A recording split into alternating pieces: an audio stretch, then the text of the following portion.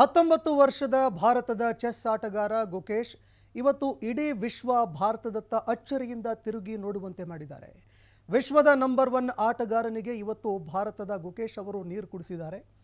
Norway chess ಟೂರ್ನಿಯಲ್ಲಿ ಭಾರತದ ಗುಕೇಶ್ಗೆ ಭರ್ಜರಿ ಗೆಲುವು ಸಿಕ್ಕಿದೆ.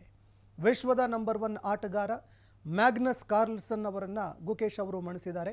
ಇನ್ನು ಈ ಆಟ ಆರಂಭ ಆಗೋದಕ್ಕಿಂತ ಮುಂಚೆ ನನ್ನನ್ನು ಯಾರೂ ಸೋಲಿಸೋದಕ್ಕಾಗಲ್ಲ ಅಂತ ಮ್ಯಾಗ್ನಸ್ ಕಾರ್ಲ್ಸನ್ ಅವರು ಮಾತನಾಡಿದರು. ಆದರೆ ಗುಕೇಶ್ ಅವರು 19 ವರ್ಷದ ಗುಕೇಶ್ ಕಾರ್ಲ್ಸನ್ ಅವರಿಗೆ ನೀರು ಕುಡಿಸಿದ್ದಾರೆ. ಗುಕೇಶ್ ಪ್ರಸ್ತುತ ವಿಶ್ವದ ಚಾಂಪಿಯನ್ ಆಗಿದ್ದಾರೆ.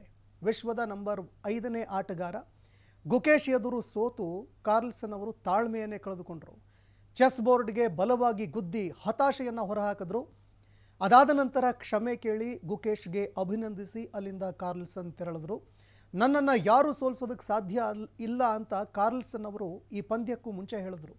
ಆದರೆ ಸೋಲಿನ ಆಘಾತವನ್ನು ಅರಗಿಸಿಕೊಳ್ಳಲಾಗದೆ ಕಾರ್ಲ್ಸನ್ ಅವರು ತಳಮಳಗೊಂಡರು. ಅದೇ ರೀತಿಯಾಗಿ ಚತುರ ಆಟ ಪ್ರದರ್ಶಿಸಿದಂತಹ ಗುಕೇಶ್ 5 ಬಾರಿ ಚಾಂಪಿಯನ್ ಆಗಿರುವಂತಹ ಮ್ಯಾಗ್ನಸ್ ಕಾರ್ಲ್ಸನ್ ಅವರನ್ನು ಸೋಲಿಸಿದ್ದಾರೆ.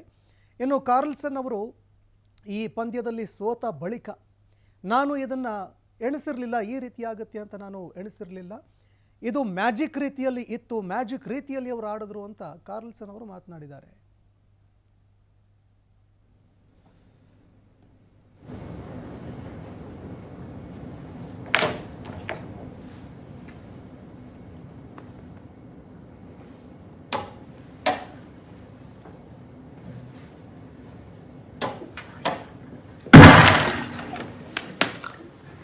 Oh my God!